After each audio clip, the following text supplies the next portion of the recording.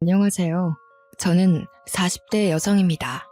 어떤 식으로 이야기를 시작할까 고민하다가 이렇게 주절주절 사연을 한번 올려봅니다. 저는 어릴 때 저희 집이 세상에서 가장 화목하고 단단한 가정인 줄 알았습니다. 그 누구보다 든든하고 오죽한 아버지와 자상한 어머니가 저희 유년 시절을 정말 행복하게 만들어 주셨었거든요. 우리 부모님은 사업으로 맺어진 혼인 관계였습니다.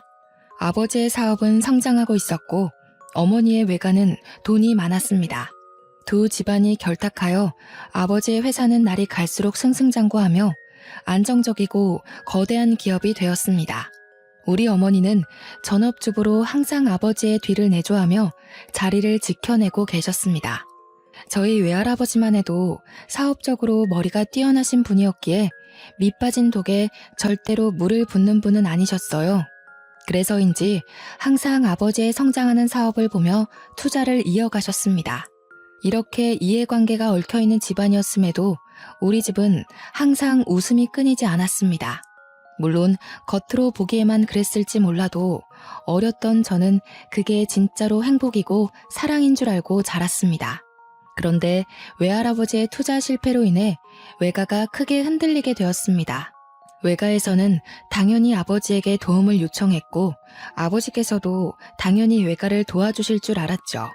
그때 저는 인간의 취약함을 알게 되었습니다. 제 나이 고작 14살 중학생일 때였어요. 아버지는 기울어진 외가를 돕지 않았고 오히려 뻔뻔하게 어머니에게 이혼을 요구했습니다. 아버지의 사업은 외가가 아니었으면 결코 이만큼 성장할 수 없었을 거라 했어요. 하지만 아버지는 그동안 진심으로 사랑했던 사람이 있다며 어머니에게 이혼을 종용했죠. 어머니는 외가의 기운과 동시에 알아 누워버린 외조부를 챙기랴 집안에서 바람난 걸 당당하게 밝히며 이혼을 요구하는 남편 사이에서 많은 스트레스를 받으셨습니다. 결국 그 짓눌러 오는 무게를 이기지 못하고 그만 쓰러지셨어요. 이때다 싶었는지 아버지와 오랜 불륜을 저질러 온 아버지의 비서가 집을 찾아와 저에게 어머니에게 이혼을 설득하라 했습니다. 적어도 어머니와 아버지가 이혼을 하면 저는 걷어주겠다면서 새엄마로서 보살핌에 소홀히 하지 않겠다고요. 그게 14살짜리 아이한테 할 말일까요? 당연히 저는 치를 떨었습니다.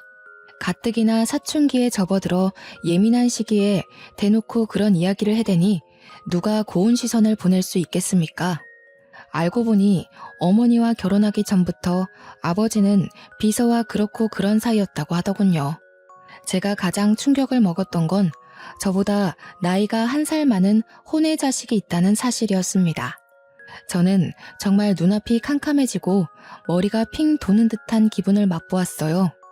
어머니께서 쓰러져 정신이 없는 와중에도 비서는 집을 찾아와 이혼해달라고 소리를 지르며 악을 썼습니다. 아버지와 비서 사이에는 자식이 둘이나 있었고 호적 정리도 하고 싶고 언제까지 아버지를 숨기며 살아야 하냐며 저를 닥달하기 시작했습니다. 그러길래 누가 불륜을 하라고 했나요? 마치 저에게 본인이 세상 제일 불쌍한 사람인 척하며 이혼을 설득해달라고 하는데 전 도무지 이해가 가지 않았습니다. 그때 한마디 콱 쏴댔어야 했는데 어렵고 배신감에 무기력했던 저는 그들을 무시하는 수밖에 없었습니다. 어머니는 정신이 없는 와중에도 절대 이혼만큼은 못 해준다고 했습니다. 그러자 비서가 찾아와 이혼만 해주면 외가댁에 도움을 주겠다는 선 넘는 발언을 하기도 했습니다. 도대체 자기가 뭐라고 아버지 회사의 자금을 꽉 쥐고 있다는 마냥 그런 이야기를 할까요? 아버지의 지갑이 마치 자신의 허락이 없으면 절대로 열리지 않는다는 듯 그런 소리를 할까요? 어머니는 매일 눈물바람으로 옷을 적셔가면서도 절대 이혼만큼은 못 해준다 했습니다. 어차피 귀책 배우자가 아버지여서 이혼 소송을 해도 소용이 없었죠. 소송 자체가 받아들여지지 않았거든요. 그런 와중에도 어머니는 상간녀 소송을 걸었습니다. 이혼은 하지 않아도 위자료는 끝까지 받아내겠다는 집념이 보이는 행동이었습니다. 당연히 승소했고 그 위자료는 외가로 넘어가게 되었죠. 저는 어머니가 참으로 대단하다 생각했습니다. 저라면 십수년을 배신한 남자를 죽이고 싶을 정도로 증오할 텐데 어머니는 이성적으로 행동하셨거든요. 외가는 이리저리 다른 가족들에게 도움 요청을 했고 급한 불을 끄자 어머니에게 절대적으로 집안일에 집중하라 했습니다. 그런데 그런 어머니를 두고 아버지는 비서랑 살림을 차려 나가버리셨습니다. 이제 더는 숨길 게 없다는 사람처럼 대놓고 말이죠. 저는 커다란 집에 어머니와 둘만 남았습니다. 언제고 부엌에 있는 식탁에서 온 가족이 화목하게 웃으며 식사를 하고 거실 TV로 스포츠 중계를 보면서 서로 응원하는 팀이 이기길 바라고 했던 그 추억이 짓밟혔어요. 물론 아버지는 저까지 내팽겨치진 않았습니다. 가끔 저를 불러다가 밥을 사주시기도 하고 선물을 사주시기도 하며 저와의 관계는 유지하려 애쓰셨습니다. 하지만 어머니에 대한 이야기는 꺼내지도 않으시고 신경도 쓰지 않았기에 저는 그런 아버지를 원망했고 늘 복수심을 불태웠습니다. 그렇게 혼인 관계만 유지한 별거 생활이 아주 오랜 시간 이어졌습니다. 제가 대학에 입학했을 때도 저에게 대학 등록금을 주시면서 슬쩍 운을 떼셨죠. 이제 너도 성인이니 슬슬 부모의 도움이 필요치 않은 나이 아니니? 결국 어머니에게 이혼을 설득해달라는 말이었습니다. 저는 전혀 이해하지 못한 척 다른 이야기를 했고 아버지는 매우 탐탁치 않아 하셨지만 저에게 더 이상 그런 요구를 하지 않으셨습니다. 다만 저에게 주신 등록금이 아까웠는지 주절주절 대학 생활을 잘해야 된다, 성적을 유지하라면서 잔소리를 하셨습니다. 그 잔소리를 듣는 내내 저는 다음엔 등록금을 받지 말아야겠다고 생각할 정도였어요. 그렇게 한참을 혼자 떠드시다 바쁜 일이 있다며 카페 밖으로 나가신 아버지의 뒷모습을 빤히 보고 있는데 혼외자식과 비서가 와서 아버지 양팔에 팔짱을 끼고 사라지더군요. 얼마나 어이가 없었는지 모릅니다. 솔직히 속으로는 초라한 마음까지 들더라고요. 내 아빠인데, 내 부모인데 저 혼외자식들은 하하호호 웃으면서 행복하게 지내는구나. 그런 못된 생각 있잖아요. 저는 그들을 잊으려고 애썼습니다. 어머니께서도 저에게 몇 번이고 말씀하셨죠. 제가 잘 되어서 그들에게 복수를 해야 된다고 하셨어요. 어머니의 복수에 이용될 마음은 없었지만 적어도 제 안에 끓어오르는 배신감만큼은 꼭 맛보게 해주고 싶었습니다. 그렇게 불같은 대학 생활을 잘 끝내고 졸업을 한 뒤 저는 무조건 대기업에 입사를 한다는 생각으로 취업 준비를 했습니다. 취업 준비를 하는 내내 정말 많은 자격증 시험을 보고 준비하고 대학 입시보다 훨씬 더 치열하게 준비한 것 같습니다. 저는 소원하던 대로 대기업에 입사를 했고 신입이라는 타이틀을 달고 이리저리 발로 뛰며 선배들의 예쁨을 받아가며 일을 열심히 했어요. 하루라도 빨리 승진하고 싶은 마음에 일거리를 기웃거리며 나서서 일을 하기도 했죠. 차라리 바쁜 것이 행복했습니다. 저의 열정을 알아본 것인지 회사 사수가 저에게 소개팅 자리를 주선해주겠다고 하더군요.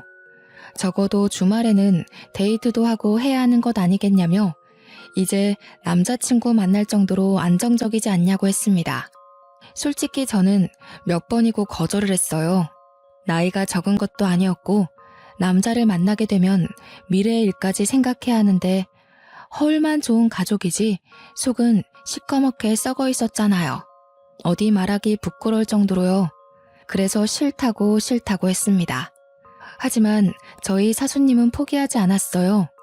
저에게 그래도 나름 중견기업에 다니고 있는 남자고 최연소 임원 타이틀까지 노리고 있는 일 잘하는 사람이라고, 남자로 보지 말고 그럼 친구로라도 한번 만나보는 게 어떻겠냐고 하셨습니다. 저는 그 말에 조금 혹했어요. 일에 깐깐한 사수가 일 잘하는 사람이라고 칭찬을 할 정도면 배울 게 많을 거라는 생각도 당연히 들었고요.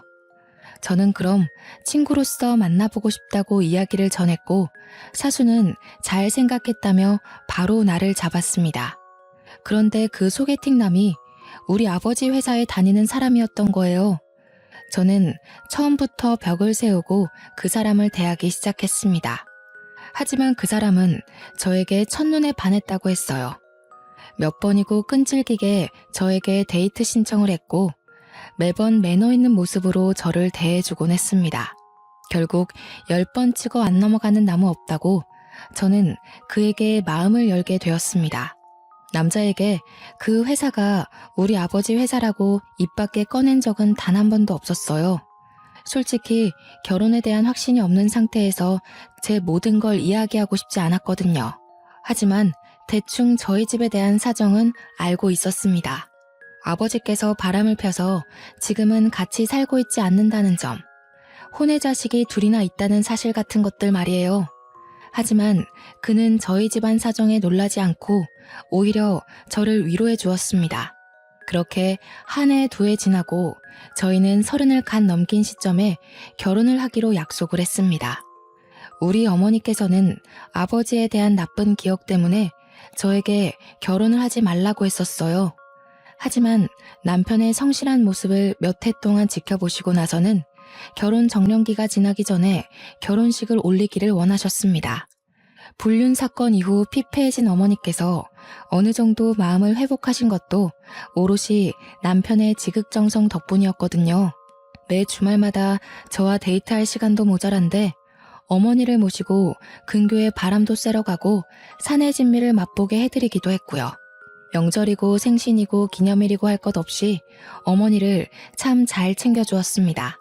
본인 부모님이 평생을 그리 사셨다며 처가댁에 무조건 잘하는 게 목표라고 했습니다. 당신이 얼마나 힘든 가정 환경에서 자랐는지 알고 있어. 하지만 이거 하나만큼은 약속할게. 평생이 지나도 내가 바람을 피는 일은 없을 거야. 살면서 무수히 많은 시련이 닥치겠지만 그때마다 당신과 함께 일어나고 싶어.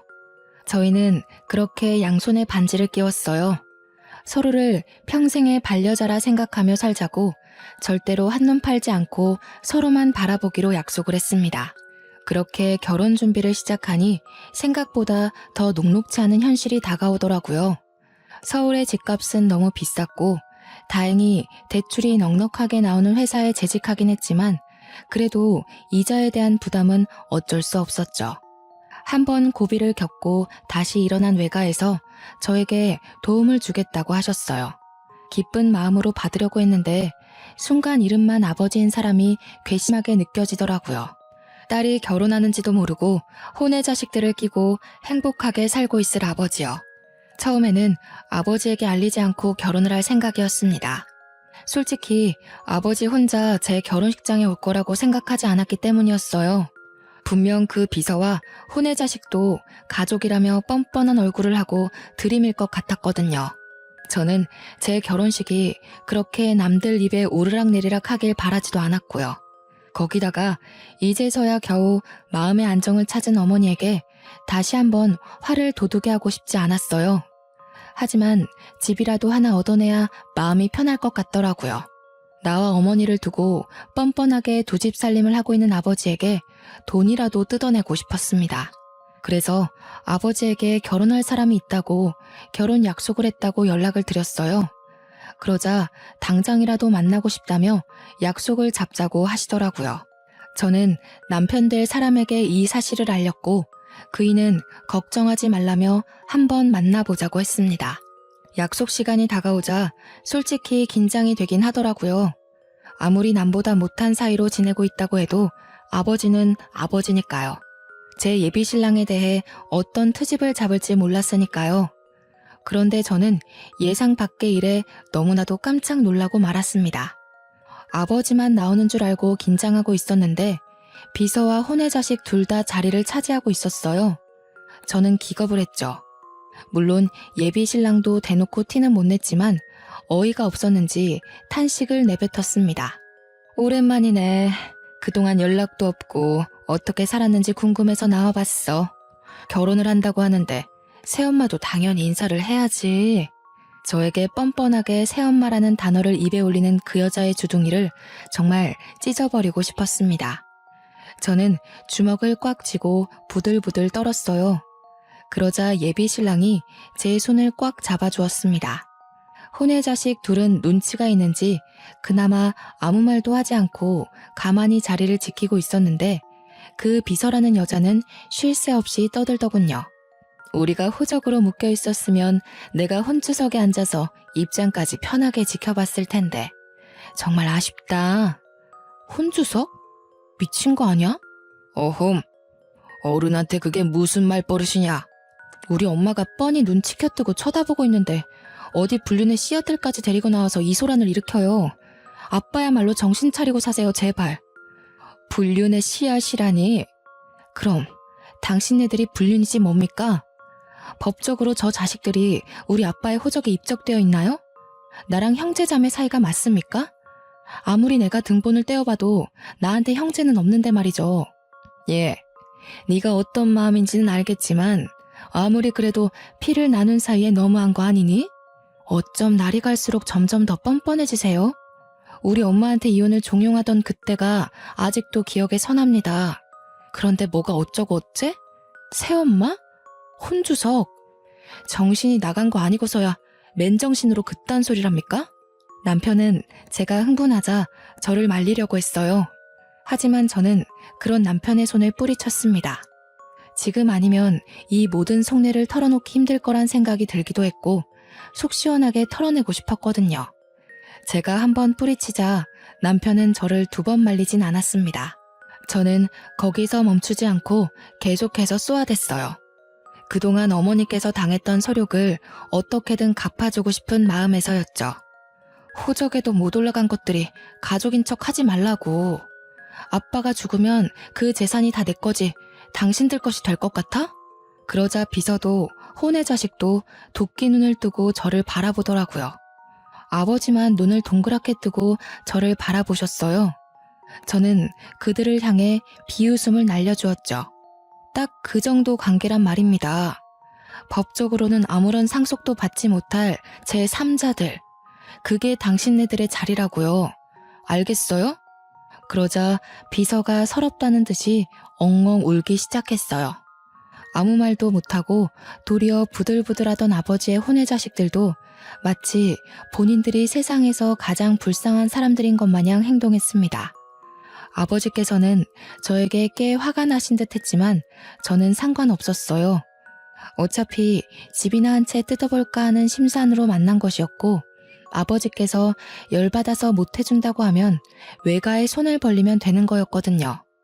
남편만 제 속을 정확하게 모르니 발을 동동 굴렀죠. 본인도 이 정도의 싸움은 생각을 못한 것 같았어요. 게다가 지금 앞에 앉아있는 사람이 본인 회사 사장님이니까요. 어쩜 말을 그런 식으로 할 수 있느냐. 네 애미가 그리 가르치든 어디 그 입에서 우리 엄마를 올려요. 내가 보고 배운 게 뭐겠어요. 불륜? 뻔뻔함? 뻔뻔한 거 배운 김에 말할게요. 나 결혼할 때 올 생각 하지도 말고요. 집이나 한 채 해주세요. 뭐가 어쩌고 어째? 그래도 나 좀 핏줄이니까 내 가족이 될 사람은 보여줘야 할 것 같아서 만나자고 한 건데 이렇게 줄줄이 딸린 식구들 데리고 와서 내 속을 뒤집을 거란 생각은 못했네요. 저딴 불륜의 증거들 보여줘서 뭐합니까? 내 얼굴에 침 뱉기지. 아버지는 저에게 아무런 말도 하지 못했습니다. 솔직히 제 말에 틀린 소리가 하나도 없잖아요. 만약 혼의 자식들이나 비서가 밖에서 기다리고 있었다면 이 정도로 화가 나진 않았을 거예요. 어떻게 내 남편이 될 사람을 소개시켜주는 자리에 뻔뻔해도 유분수지. 아파트나 한 채 해주세요. 그거 말고는 더 이상 아빠한테 바라는 거 없네요. 저는 그 말을 뒤로 식어가는 음식들은 보지도 않고 남편의 손을 잡고 식당을 나왔습니다. 남편은 꽤 충격을 받은 듯한 얼굴이었어요. 정말 속에서 우러나오는 화목한 가정에서 자랐던 남편은 콩가루 집안인 우리 가족에 대해 할 말을 잃은 듯 했습니다.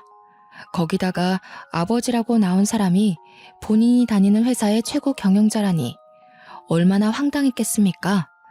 저는 남편에게 솔직하게 이야기를 했어요. 지금 본 당신 회사 사장이 우리 아버지가 맞다고. 나를 낳기 전부터 불륜사이던 비서가 있었다고. 내가 14살에 집을 나가 단 한 번도 집에 들어온 적이 없었던 인간이라고. 증오하고 또 증오하는 사람이라고 이야기를 하며 저도 모르게 눈물을 뚝뚝 흘렸습니다. 남편은 그런 저를 꽉 끌어안고 위로를 해주었어요. 그동안 퍼즐 맞추기 식으로 조금씩 말했던 가정사가 모두 맞춰지는 기분이라고 했습니다. 그러면서 본인 회사 사장이 저런 파렴치한 인간인지 몰랐다고 너무나도 큰 실망이라고 했습니다. 회사에서만큼은 애사심이 강하고 회사를 위해 무엇이든 할 수 있는 사람인 것처럼 굴었는데 그것이 다 거짓부렁이었다면서요. 저는 남편에게 단 한 번도 이직하라는 소리를 해본 적 없었습니다. 하지만 남편은 저에게 이런 회사에서 미래를 꿈꿀 수 없다고 결혼을 해야 할 시기에 미안하지만 이직을 하고 싶다고 했어요. 저는 남편에게 하고 싶은 대로 하라고 했습니다. 그렇게 3일이 지나고 아버지에게서 뜻밖의 연락이 왔습니다. 만나자고 했지만 저는 만나기 싫다고 했고 아버지 회사 사람이 저희 집으로 심부름을 왔어요. 바로 아파트 계약서였습니다. 아버지는 저에게 미안하다며 아파트를 한 채 결혼 선물로 주겠다고 하더군요. 저는 솔직히 당황스럽긴 했지만 애초에 이것을 뜯어내려 그 더러운 만남을 했던 거니까 주는 건 받겠다고 했습니다. 그리고는 결혼식 당일까지도 연락을 하지 않았어요. 은근히 청첩장을 주길 기다린 눈치였지만 저는 절대로 날짜와 식장을 알려주지 않았습니다. 저는 아버지가 마련해주신 신혼집에 들어가는 날에도 절대로 연락을 하지 않았어요. 남편은 약속대로 이직 준비를 시작했습니다. 물론 많은 걸림돌들이 있었죠. 남편이 워낙 능력이 출중해서 회사 임원들이 바지가랑이를 붙들어 매고 말렸기 때문입니다. 집으로도 몇 번이나 찾아왔었는지, 하지만 이미 떠난 남편의 마음을 다시 붙잡기란 어려운 일이었죠. 그동안 따냈던 계약건들도 많았고 워낙 성실하게 일해서 주변 평판이 좋았던 남편은 더 좋은 조건으로 승진하여 다른 중견 기업으로 이직을 했습니다. 저희는 더욱 여유롭게 생활을 이어나갈 수 있었어요. 이직한 이후에도 몇 번이나 아버지 회사 임원들이 찾아와 앓는 소리를 했지만 저희는 싸그리 무시를 했습니다. 아무리 생각해도 임원 자리를 제시하지 않는 이상 남편이 다시 한번 이직을 할 이유가 없었거든요.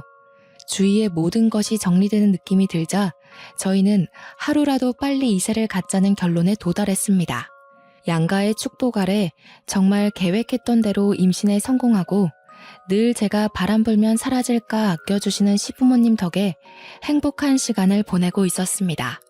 애가 애를 낳는다면서 저희 어머니께서는 제 임신 사실에 기뻐하시면서도 걱정을 많이 하셨어요. 하지만 저는 보란듯이 순산을 했고 어여쁜 공주님을 낳았습니다. 다니던 회사는 육아휴직을 내었고 육아에만 전념하게 되었죠. 그렇게 육아를 도와주러 오신 어머니와 합가를 하게 되었습니다. 저희 집안은 아이의 웃음소리에 끊임없이 행복함을 느끼며 살게 되었어요. 비로소 정말 하나의 가정이 완성된 듯한 느낌을 받았습니다. 알게 모르게 저도 아버지의 부재로 인해 많이 상처를 받았더라고요. 이렇게 아이까지 낳으니 더더욱 아버지의 행동이 이해가 되지 않았습니다. 그렇게 몇 년이 더 지나고 사건이 생겼습니다. 아버지의 회사에서 남편이 일하고 있던 파트에 문제가 생겼는데 남편이 도맡아 하던 직책이라 아버지의 회사에서 남편을 애타게 찾는다는 것이었어요. 집이며 회사며 몇 번이고 찾아와 좋은 자리를 줄 테니 이직을 생각해달라고 했다고 하더라고요. 아니, 회사 운영을 어떻게 했길래 사람 하나 비웠다고 그렇게 죽는 소리를 할 수 있는 건지 이해가 되지 않았습니다. 남편은 좋은 자리라는 말에 꽂힌 듯 싶었어요. 임원 자리를 내어주겠다는 소리로 들렸거든요. 결국 회사 임원들로는 설득이 안 되겠다 여겼는지 아버지께서 어느 날 집으로 찾아오셨습니다. 집에서 육아를 도와주고 계시던 어머니와 눈이 마주치자 무척이나 당황하신 듯 싶었지만 저희는 지은 죄가 없으니 당당했죠. 아버지께서는 결국 남편에게 아쉬운 소리를 잔뜩 늘어놓으셨습니다. 저는 이때가 기회라고 생각했어요. 그럼 임원 자리라도 주시고 스카우트 하셔야 하는 거 아닌가요? 다시 이직만 해준다면 내가 이사 자리를 내어주겠네. 우리 회사에 꼭 필요한 사람인 걸 내가 몰라서 이러겠나. 그래 여보. 어차피 아빠 회사에 직계 혈통은 나 하나 아니겠어? 하면서 아버지를 빤히 바라보니 헛기침을 한번 하시고는 땀을 닦으시더군요. 저는 그런 생각을 했어요. 혼의 자식들이야 아버지 호적에도 올라가지 못한 인간들인데 이 회사를 가질 사람은 저밖에 없다고요. 어릴 때 아버지께서 야금야금 증여해 주신 주식도 꽤 가지고 있으니 이 회사 차기 주인은 제가 되어야 한다고 생각했습니다. 아버지께서 남편에게 이사 자리를 주면 오히려 저에게 든든한 뒷배가 될 수 있을 거라 생각했고요. 저는 절대로 혼의 자식들이 아버지 회사를 탐내거나 혹은 콩고물 떨어지길 기대하지도 못하게 만들고 싶었거든요. 아버지께서는 제가 말하는 건 모두 들어주실 것처럼 행동했습니다. 남편은 고민을 좀 해보겠다고 했으나 이미 마음이 기운 듯했어요. 아무리 좋은 조건의 회사를 다니고 있다고 해도 중견기업 이사 자리가 쉬운 게 아니잖아요. 아버지가 긍정적으로 생각해 주길 바란다며 아쉬운 소리를 하시고 나가시자 어머니와 저는 남편을 설득했습니다. 우리 딸 말도 틀린 게 없네 이서방. 어차피 저 인간의 호적의 하나뿐인 자식이고 혹여라도 저 인간이 잘못되기라도 하면 그 불륜의 증거들과 싸워야 할 수도 있네. 물론 법적으로는 우리 쪽 지분이 많긴 하지만 그래도 자네가 임원 자리를 차지한다면 훨씬 수월하겠지. 내 생각도 마찬가지야. 우리가 저 회사를 꿀꺽할 수 있는 좋은 기회라고 생각해. 당신이 뒤에서 임원들 설득만 하면 내가 언제라도 아버지 뒤통수를 칠 수 있지 않겠어? 물론 아빠도 대비를 어느 정도 해두긴 하겠지만 남편은 연봉도 오르고 나이 40대에 최연소 임원 타이틀을 얻을 수 있다는 명예로운 일에 동참하지 않을 이유가 없다고 했습니다.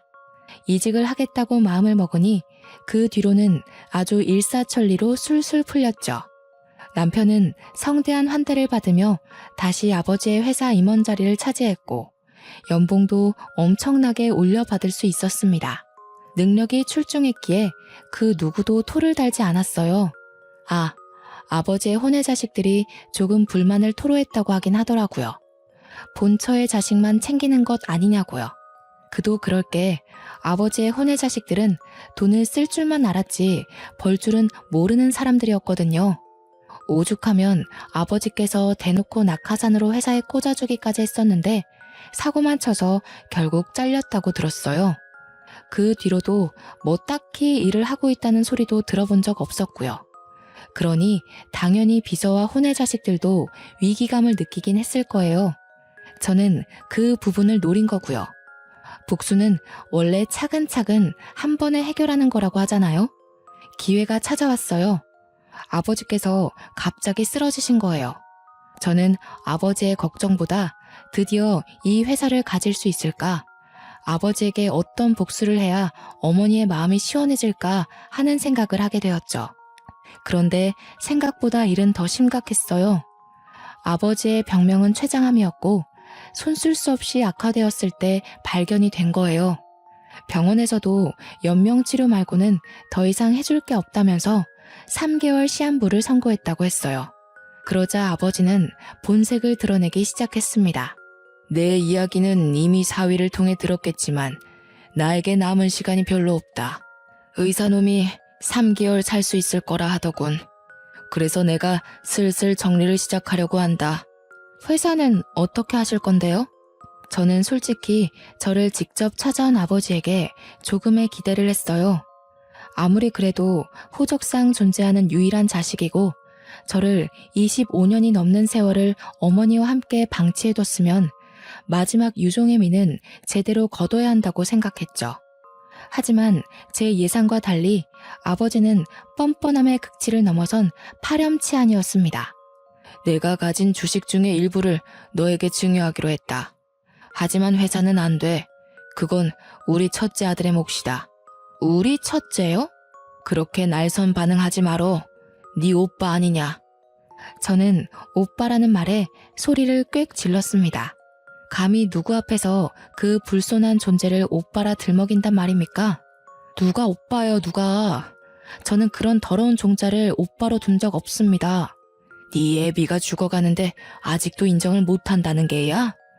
그 아이들이 무슨 죄가 있어서 평생을 아버지를 아버지라 부르지도 못하고 살아야 하니? 아버지라고 잘만 부르던데 무슨 소리세요? 그래서 회사를 그 혼외 자식에게 주겠다고요? 최장암이라더니 머리가 어떻게 된 건 아니세요? 아버지는 제 말에 뒷목을 잡으시며 뒤로 넘어가는 신용을 하셨습니다. 일어서는 저에게 끝까지 회사를 탐내지 말라면서 주식이나 줄 테니 먹고 떨어지라는 식으로 말씀을 하시더군요. 저는 정말 이해할 수가 없었습니다. 아무리 그래도 어머니와 저와 함께 살 부대끼며 살았던 시간들이 있는데 어찌 혼의 자식만 챙길 수 있는지요. 거기다가 제 남편은 아버지의 간곡한 부탁으로 이직까지 해서 회사 일을 돕고 있는데 세상 물정 모르는 망나니 같은 인간에게 회사를 물려준다는 게 말이나 됩니까? 동네 구멍가게도 아니고 중견기업식이나 되는 회사가 그렇게 주먹구구식으로 운영이 되어도 되는지 의문이었습니다. 아버지에게 혼의 자식에게 회사를 물려주겠다고 선언한 이후 저와 어머니의 휴대폰으로 비서와 혼의 자식들의 경거망동한 문자가 도착하기 시작했습니다. 그렇게 불륜불륜 노래를 부르더니 꼴 좋다는 식의 문자 메시지들이었습니다. 결국 회사를 물려받을 건 본인들이고 저희는 닭 쫓던 개 지붕 쳐다보는 꼴 됐다면서요. 어찌나 신이 나 보였는지 저한테 비아냥거리는 연락을 해대는데 기가 차더라고요.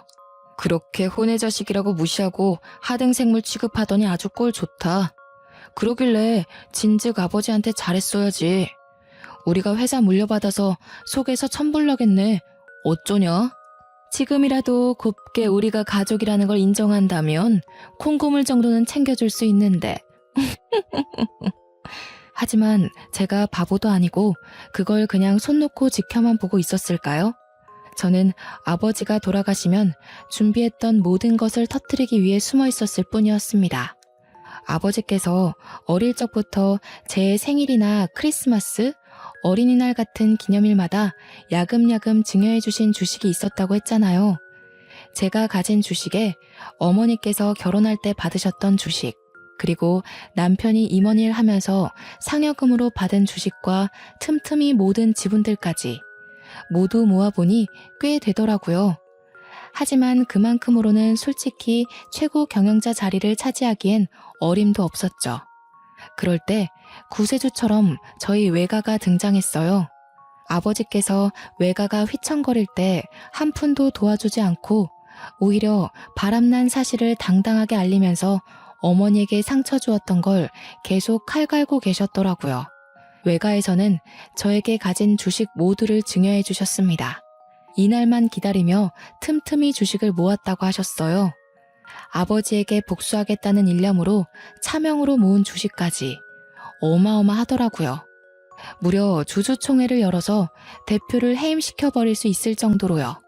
하지만 그걸로는 준비가 조금 부족했죠. 주주총회를 열었을 때 아버지의 편을 드는 사람이 하나도 없을 리가 없잖아요. 무려 평생을 일군 회사인데 당연히 임원들은 아버지의 편이었겠죠. 그래서 남편이 발에 땀나도록 뛰며 임원들을 본인의 편으로 돌리기 시작했습니다. 꽤 오랜 시간 아버지와 함께 일했던 사람들은 아버지의 불륜을 모두 알고 있었지만 새롭게 우리 남편이 저의 짝지라는 것도 알게 되었어요. 그러자 내부에서도 반반씩 갈리기 시작했습니다. 불륜의 씨앗을 후계자로 인정을 해줘야 한다. 아니다. 그래도 하나뿐인 딸이 얼마나 고생하며 컸는데 호적상 친자에게 주는 것이 맞다. 반반씩 의견이 갈리자 저희는 승산이 있다고 생각했습니다. 그러는 와중에도 혼의 자식과 비서는 계속해서 자기네들이 회사의 주인이 된 것 마냥 굴었고요. 회사에 자리도 없음에도 자꾸 찾아와서 갑질을 한다는 소문까지 들었습니다. 지금이 바로 판을 뒤집을 때라고 생각했어요. 그렇게 2개월이 조금 지난 시점 아버지께서 돌아가셨습니다.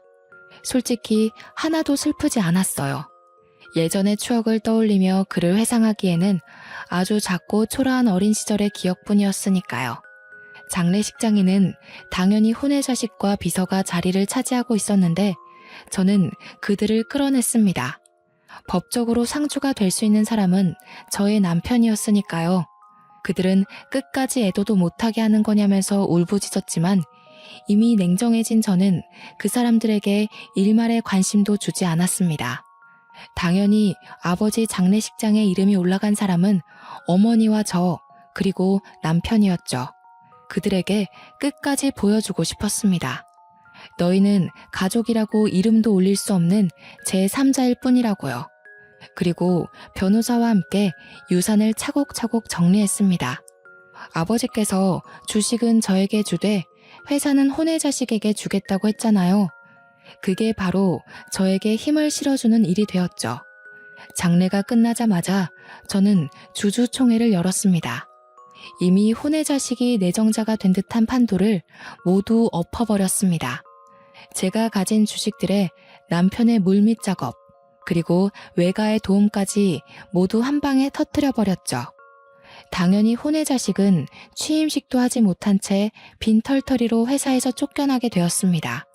주주총회에서 해임이 결정되고 불복하지 못하고 끌려나가는 와중에도 저에게 욕설을 뱉어내는 게 그 꼴이 퍽이나 우습더군요.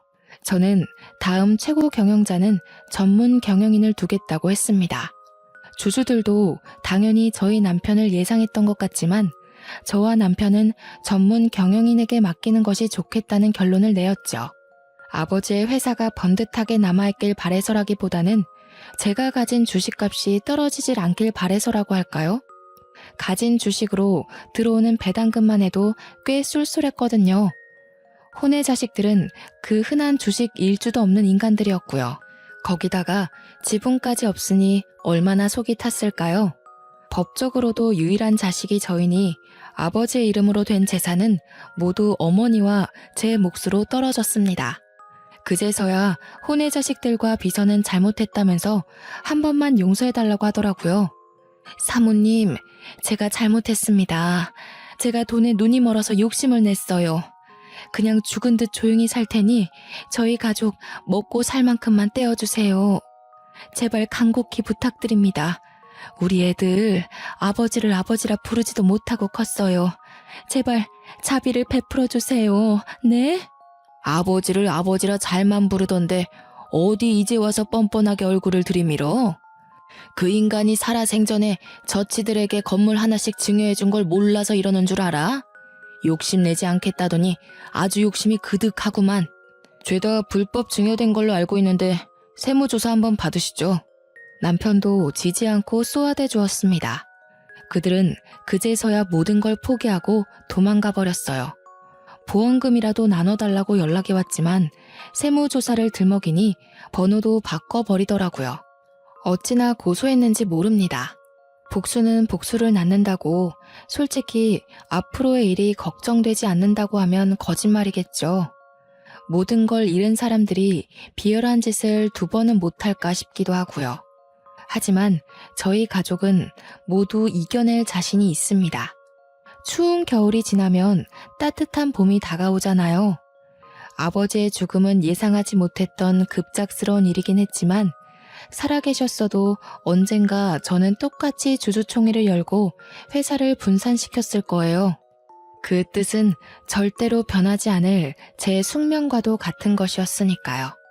하루하루 커가는 딸을 보면서 이 예쁜 아이를 눈에 넣어도 아프지 않을 아이를 두고 어떻게 다른 가정을 차렸는지 이해를 더욱 할 수 없게 되었습니다. 남편과 저는 평생 동안 이 일을 잊지 않고 살기로 했어요. 인과응보를 늘 마음속에 담아주고 평생을 함께 할 겁니다.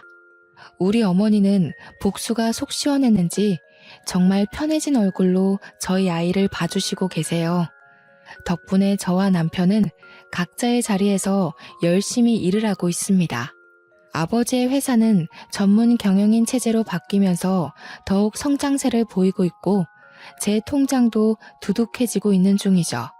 앞으로는 마음의 모든 짐을 털어내고 행복만 생각하고 살겠습니다. 날이 점점 추워지네요. 겨울이 지나고 모두에게 봄이 찾아오길 바라겠습니다. 감사합니다.